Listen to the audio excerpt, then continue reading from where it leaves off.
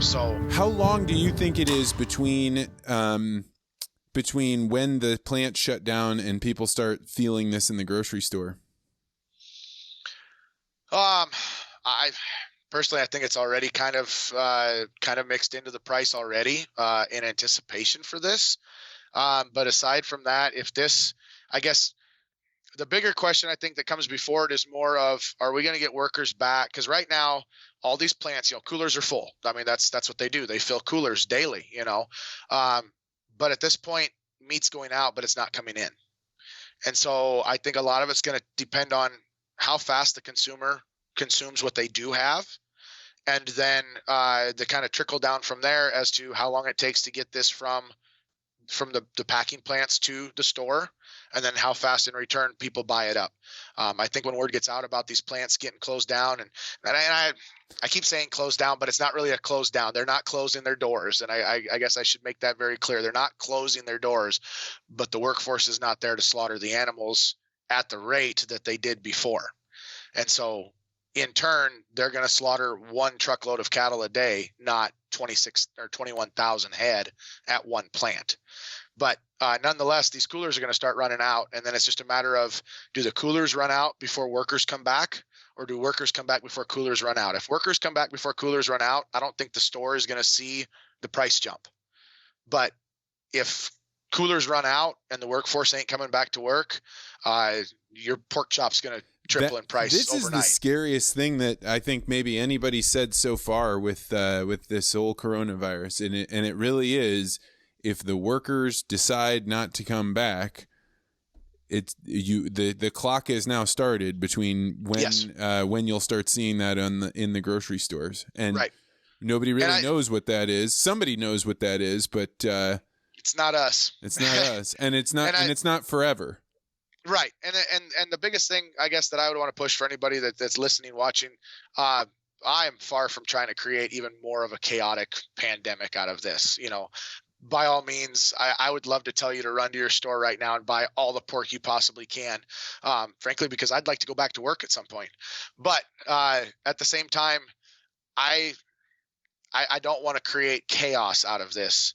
I just want everybody to understand and be educated so that they do understand what's going on at the store. So one day when you do go and you do see those pork chops are $37 for a package of 2 instead of $8.99, hopefully somebody somewhere listened to this or saw and understands, oh yeah, there was like 8 packing plants in the Midwest that all closed practically the same day, or diminished their numbers the same day, and that's where this shortage is coming from. We do not have a shortage of pork or beef or poultry or vegetables in this country at all. We have got such a surplus of it, it's ridiculous. It's the fact of getting it processed is where the funnel is coming from right now. And people don't understand that because, they don't really make the jump between where you get a pig or a cow and then to the store.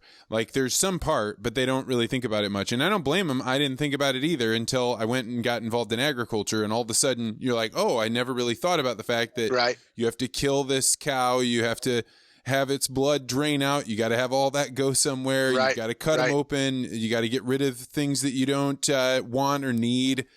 You got to use all the meat. It's complicated. It is. It really is. And it's what keeps us safe, and it's what makes it so we have such a bountiful system. But right now all of the production goes into these pipes. And if those pipes get stopped, then nothing goes through it. A couple other things that have kind of gone on around here as well. A lot of people have heard, ethanol has almost come to cease production almost nationwide just because of the price of crude.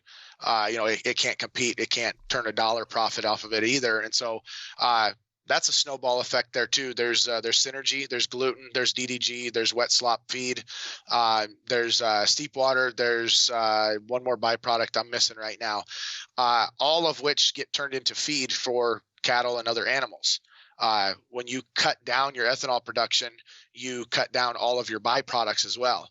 Well, now that creates a catastrophe for feedlots, dairies, all of the such that have been feeding their animals all these byproducts, which once again, trucks move. And so trucks aren't moving any of this product anymore at the rate that they were before. And so there's more, trucks getting parked because of that. Our local ethanol plant they're down to, I want to say 6 a.m. to 2 p.m. and they stop loading at 2 p.m. for distillers grains. The dairy that family friend of mine or family member of mine that hauls to, they've switched from hauling everything DDG to they're trying to find other stuff to do now. They're trying to look for other byproducts for their cows to be fed for the dairy. A lot of dairies and a lot of feedlots are switching over to like soy meal. Well, you can about imagine, you tell everybody that, Walmart's closed, send them to Target. Well, you can about imagine what the lines are like at Target. And so it's exactly the same way with DDGs. Everybody's switching to soy meal. Well, now let's all go to the soy plant.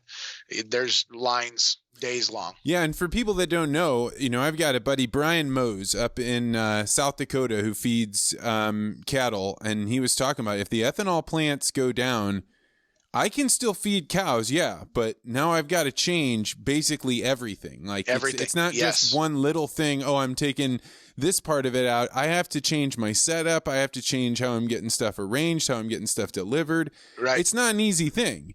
And right. So, and even rations, rations to go with it. If DDGs were taking, 5 parts DDG, 1 part alfalfa, well, the soy might take, 1 part soy and 5 parts alfalfa.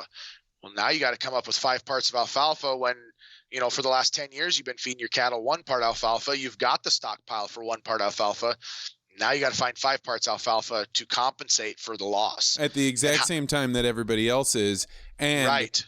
And then at the end of the supply chain, they aren't taking the cattle that you're putting out.